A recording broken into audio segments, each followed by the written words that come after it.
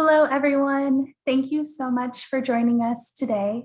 My name is Whitney Palmer, and I, along with my colleagues, have the pleasure of sharing this time with you. Before we get started, let's pray.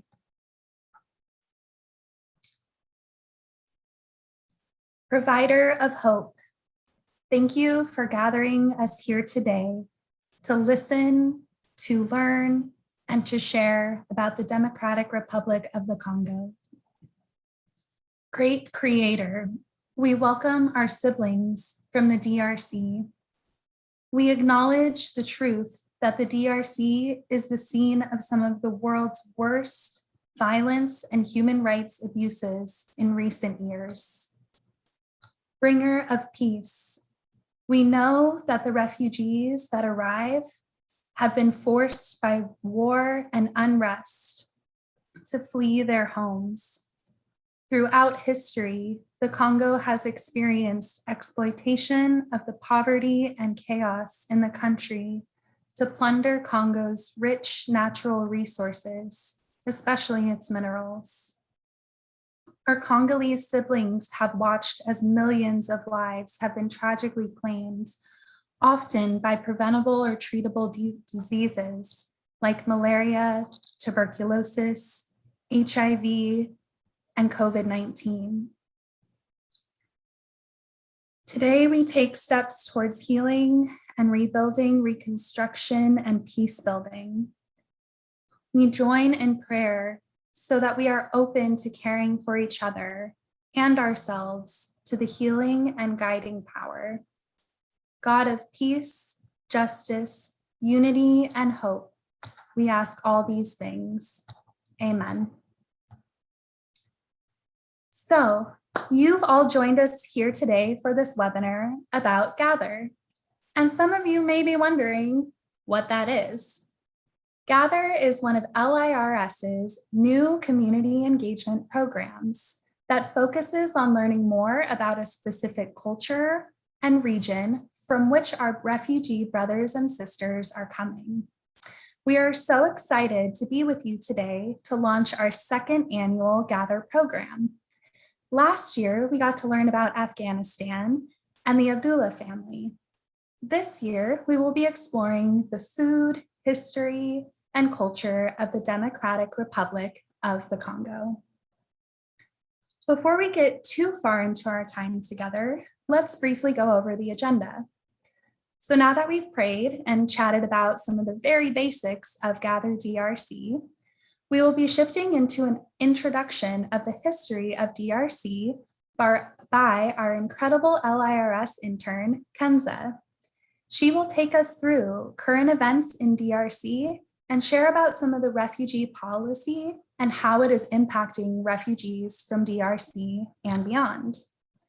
Then Kenza will introduce us to a very special family who generously shared their story with us. I will hop back on to talk a little bit about our ADAPT model, the exciting ways that you and your community can partner with LIRS, and we'll get into some more of the details on how to gather. At the end, we will have a Q&A session where Kenza and I will address any questions that you might have from the presentation. A few quick notes. If you are having trouble hearing the audio from the webinar, there is a call-in option. Also, the webinar is being recorded, and it'll be put on our website later, so you can share it with your friends and family or reference back to it. All attendees are muted, so if you have any questions, feel free to use the Q&A function. And now I will hand it over to Kenza for some context on DRC. Thank you, Whitney. Hello, my name is Kenza Benazuz, and I worked as an outreach intern this summer for LIRS. I had the honor of working on this year's Gather program, and I am very excited to share information about the Democratic Republic of the Congo. Today, we have a family story, and we offer ways for participants to get involved. To kick us off, I'd like to start with a timeline of the DRC's history. The Democratic Republic of the Congo has a very deep and complex past. Early Congolese history involves many kingdoms spread across the country's land, with the Kingdom of Congo being the dominant force. The Congolese saw change in 1885 when the Congo Free State was established by the Belgian King Leopold II to be his private property. After many years of exploitation, labor, and mistreatment, the Congolese gained independence from Belgium in 1960. Joseph Kasavubu was elected as the first president, but political instability soon emerged. From 1960 to 1965, the Congo crisis occurs. Following independence, many issues remained in the Congo, such as federalism, tribalism, and ethnic nationalism. The crisis soon became a proxy war during the Cold War, as Soviet Union and the United States both became involved. The crisis finally ended after a coup from the military leader, Joseph Mobutu, which ended up with him becoming president. And during his rule, the Congo is renamed Zaire. After the Rwandan genocide, many Rwandan Hutu militia forces flee to the Congo, leading to the destabilization of parts of the country. Rwandan and Ugandan forces invade the Congo to overthrow President Mobutu and gain control over the country's mineral resources. This launches the First Congo War, which lasts from 1996 to 1997. The war leads to the appointment of a new president, Joseph Kabila. Kabila renamed Zaire as the Democratic Republic of the Congo. At the end of the First Congo War, violence is still continued in parts of the country. President Kabila cuts ties with his Rwandan and Ugandan allies, who helped him come to power. As a result, Rwandan and Ugandan forces invaded again, starting the Second Congo War, which lasts from 1998 to 2003. The war involved 7 African nations and led to the loss of 5.4 million lives, the second deadliest worldwide conflict after World War II. In 1999, the 7 nations signed the Lusaka ceasefire agreement, which ends the war. The United Nations Organization Stabilization Mission in the Democratic Republic of the Congo, also known as MONUSCO, is formed to monitor the peace process of the Second Congo War.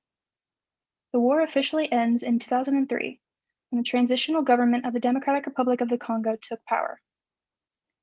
Following the Congo Wars, many armed militia groups emerged. Fighting still occurs today.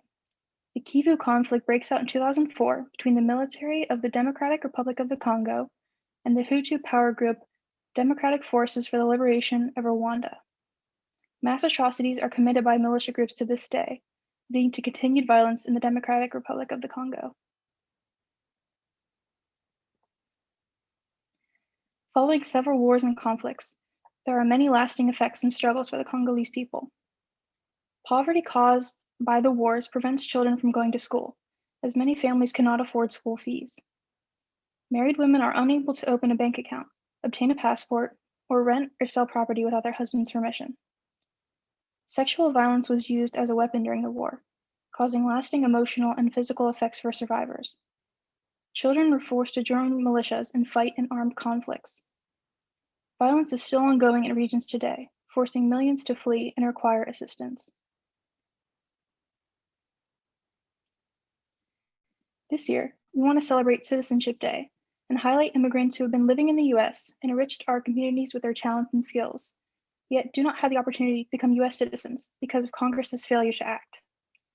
We are asking for you to advocate for those without citizenship by contacting your members of Congress and urging them to include a path to citizenship for Dreamers, temporarily protected status holders, farm workers, and essential workers in any economic recovery legislation, including through budget reconciliation. Providing a path to citizenship for these individuals and their family not only recognizes the sacrifices they have made for all Americans over the past year, as our nation confronted one of the most challenging periods in modern history, but also the important role they continue to play in America's economic recovery and long-term global competitiveness. For more information on how to become involved, visit lirs.org/advocate. And just a reminder, if you have any questions about the history of the DRC or about policy impact, please put your questions in the Q&A box and we will answer them at the end. So resettling as a refugee is a very difficult experience. I was able to speak with Jean-Claude Ashimwe, a former refugee from the Democratic Republic of the Congo, to hear about his story and share his experience of life in America. Jean-Claude and his family came to America in 2016, and they were resettled in Omaha, Nebraska. They fled from violence in the Democratic Republic of Congo, where their family home was set on fire, forcing them to flee. They have since found a community in Omaha, where Jean-Claude served as a community liaison. They help newly resettled refugees adapt to life in the United States. I was able to speak with Jean-Claude and interview him about his story. And one specific question I asked him was, if he could share one message, what would it be? And his response, wherever a refugee comes from, I need people to try to understand their culture, even if it's someone you don't have the same belief or worry as. Consider him as a person, respect him, and help him. These are the people who come to this country. Some of them are brave people who have struggled all their lives. They need hope. They need support to grow. You can find more of Jean-Claude Ishimwe's story in the Teach section of our toolkit. Thank you for taking the time to learn about the Democratic Republic of the Congo. Now I will pass it back to my wonderful supervisor, Whitney Palmer, to explain more about the Gather and our ADAPT model. Thank you, Kenza, for that amazing overview. I just want to celebrate the incredible work that you have done on this project as well. We are so, so grateful here at LIRS, and I know everybody who gets to participate in this amazing program owes that to you. So thank you again for all the great work you've done this summer. So one of the things that I love about Gather is we get to learn more about the reasons why refugees are coming from these regions. We talked a lot about the different wars, some of the challenges that the country's leadership has faced, and really some of the not so great things that have happened to the people there. But as Jean-Claude said, we also get to learn more about the person. We get to learn more about the country and the beautiful things that come from that area. So we know that these regions aren't only defined by war, but there are things like music and food and art that we get to celebrate here through the Gather program. So at LIRS, we talk a lot about the ADAPT model. The ADAPT model stands for act, donate, advocate, pray, and teach. We really like this model because it gives everyone at least one way to engage with our work. And following our LIRS model, Gather also follows ADAPT. So we can act. We can host a virtual or small group Gather event. We know that things are still a little bit tricky with large gatherings, so we encourage you to make sure that you and your loved ones are safe. Our Gather events can easily be done virtually or in a small family, community, friend group setting. We encourage you to donate. Your donations really matter. You can help individuals and families from the DRC and beyond with a simple donation to LIRS. It really helps us continue the work of welcome. Your advocacy is also really important. In our toolkit, we provide a direct way for you to help us ask for a path to citizenship for immigrants and refugees. So once they've already been here for a while, they'll have the opportunity to become a citizen, but there are still a lot of barriers to that. So we are asking for more clear pathways to citizenship. We encourage you to pray. We recognize that not everybody identifies with a particular faith or any faith at all, but there is still a lot of power in raising our voices to support our friends seeking safety and protection. In the toolkit, you'll find both a Christian-based prayer, because we are Lutheran Immigration and Refugee Service, and you will also find an interfaith prayer to help guide you in whichever way you feel most comfortable. And then finally, to teach. Kenza gave us a really great overview, and you can access even more information in our Teach section in the Gather DRC toolkit. So, how do we gather? You are already taking that first step. Thank you so much for joining this webinar. We encourage you guys to download the toolkit at lirs.org/gather. Schedule some time with your family, your friends, or your community group. It can really be anybody. We encourage you to delegate activities. So in the toolkit, you'll find a lot of great resources like craft projects, music recommendations, recipes, We have some discussion questions to help you guide the way that you guys think through and learn more about DRC. There's also some really great kid-friendly activities. So if you want to invite some kids, we have coloring books, special books, and ways to engage the kiddos in your life. Most importantly, we want to encourage you to have fun. We know that there's a lot of information in this toolkit. There's some deep history. There are some challenging things to talk about. But as I said earlier, we really want to celebrate the amazing country that DRC is and the culture that our refugee friends and family bring with them. So another quick plug, you can submit any questions that you have to the Q&A box. So we're starting to wrap up a little bit. So if you have questions, now's a great time. We are so excited for you to join this year in Gather DRC. If you enjoy this program, we really encourage you to join us for our annual Hope for the Holidays program, which will be launching this October. You can join us to send thousands, literally thousands, of messages of hope to immigrant and refugee families around the United States and provide a special gift to the kiddos to open this holiday season.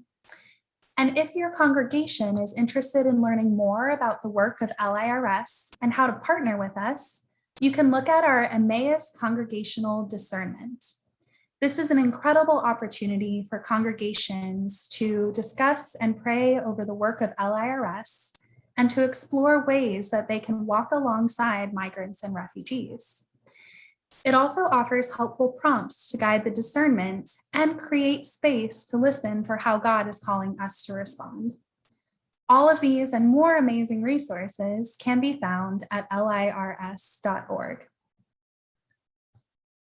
So we're going to transition into our Q&A session, and our amazing coordinator who's behind the scenes, Ms. Kendra, will be reading some questions. So make sure that you continue to submit them in the Q&A box. Again, thank you all for joining us today. We do have a few questions that have come into the Q&A box, and please feel free to send in more as you think of them, or if these questions prompt any other thoughts. We have one question that is coming from an anonymous attendee asking, I would like to hear more stories of Congolese people growing up in a Tanzania refugee camp, such as the family we have resettled in Pennsylvania. What is their connection with the DRC? Yeah, that's a really great question. So the exciting thing about Gather is we are not just doing it today. This is a 2-month program. So as we continue through August and September, we are going to be sharing some more stories. If you'd like to reach out and share a little bit of your story with us, we would absolutely love to connect. You can reach me at wpalmer@lirs.org. And then we also have some more stay in touch info on the next slide. So if you guys have connections to DRC, we would love to highlight those, and we'll continue to share some more stories moving forward. Wonderful. We have another question coming in. Where are refugees from the DRC welcomed when they arrive in the US? That is a great question. So we welcome them all over. We have a really broad network of affiliate partners that span multiple 20 plus states across the United States. We can get back to you on specifics, but again, there isn't really a particular region that they go to. Yeah. Awesome, thank you. Another question is, what is the approximate time that a family will wait in a third country refugee camp after leaving DRC and before being accepted by the US? That is a really excellent question. So a lot of it does depend on the region. One of the interesting things about DRC is, as you can tell by the overview that Kenza gave, there's a long history of conflict. So in the DRC specifically, we have seen second and even third generation families. So that would be like my grandparents going to a refugee camp, my parents being born, and then me being born. So sometimes it takes just a couple years, but we are seeing people that often will spend 10, 12, 15, and on the higher end, even 17 years in a refugee camp. So there's quite a lot of variety, but DRC is one of those countries where the history of conflict is so long that we do see people who have unfortunately been waiting for a permanent solution, you know, a real safe solution for a long time.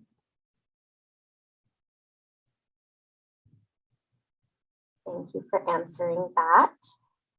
We have another question from an anonymous attendee asking, there are 2 Congos, right? Are we accepting refugees from the one that is not the DRC?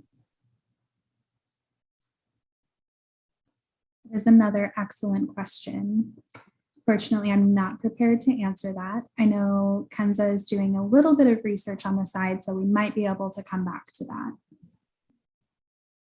Wonderful, no problem. We have a comment saying that they missed the beginning of the presentation of the program with the DRC history. Will this information be posted on your website? Yes, so this webinar is being recorded and we're going to do a little bit of tech work on our side to make sure it looks great. And then it will be posted on our website at lirs.org/gather. And you can find out even more information by downloading the toolkit, which can also be found at lirs.org/gather. Also in the toolkit, we have a lot of extra resources. So we just kind of gave you a little bit of an overview, like really high level bullet points of some of the history. So if you want to learn more, we do provide more information in the toolkit, and then places where you can find even more deeper information about the history of DRC. Awesome. We also have another comment and question. It seems that refugee experiences depend so much on where they flee to. Do you have information about the refugee camps or how that can be shared? Yes, so there is some really great information that we can send out in a follow-up email. So we have all your contact information if you registered, and we can send out some information on how to find out more of what happens on the other side. So for clarification, LIRS is a national refugee resettlement agency. We are not an international agency. So we primarily work with refugees once they've come here and focus more on their stabilization and integration into the United States. But of course, with that work, we do have some information and some contact with the refugee camps and that process overseas. So we'd be happy to share that in some follow-up information. Thank you, Whitney. We also have a question that came into the chat. Does LIRS work with LFS, which is Lutheran Family Services, to place DRC families?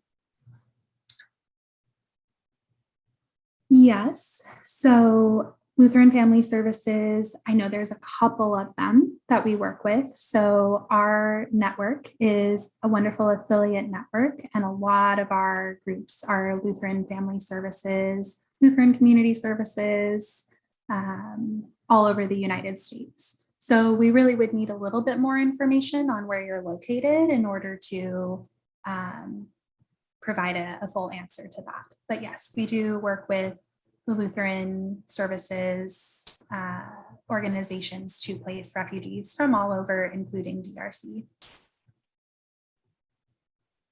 And we will take just 2 more questions. One is coming from Elaine asking, are other countries assisted by LIRS, and what is the reason for the emphasis on the DRC?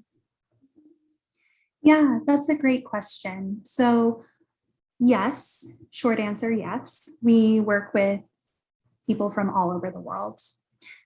Right now, we have a very heavy focus on some of our Afghan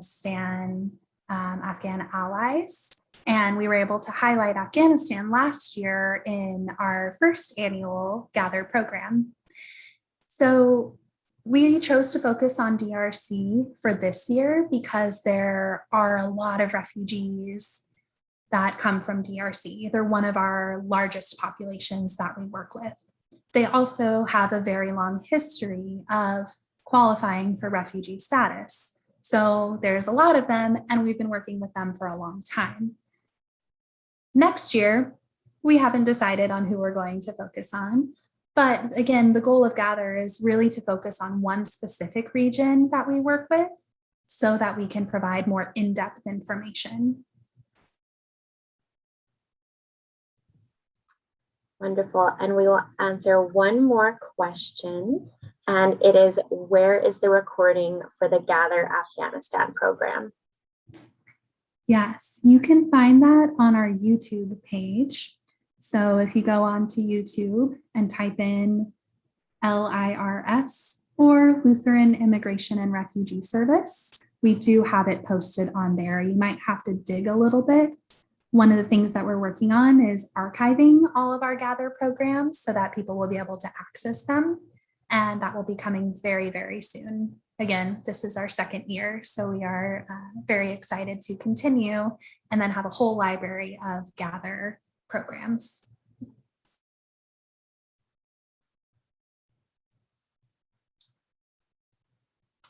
All right. Well, I think that's all the time we have for questions. I want to thank you again so much for joining us here today. We're really excited to share our second annual Gather DRC program. We encourage you guys to stay in touch. You can like us on Facebook, follow us on Twitter or Instagram. On our website, you can find information on where to connect with us. If you have some of those connections with DRC, I'm thinking of that particular anonymous attendee from Pennsylvania, we'd absolutely love to connect with you. We love hearing your stories of working with immigrants and refugees. We love to share those stories, love to connect with you guys. So please stay in touch. Check out our website, lirs.org. Again, all of our information on Gather DRC can be found at lirs.org/gather. And yeah, we encourage you just to stay in touch so you can join us in all the new and exciting ways that we have for you. Thank you, guys.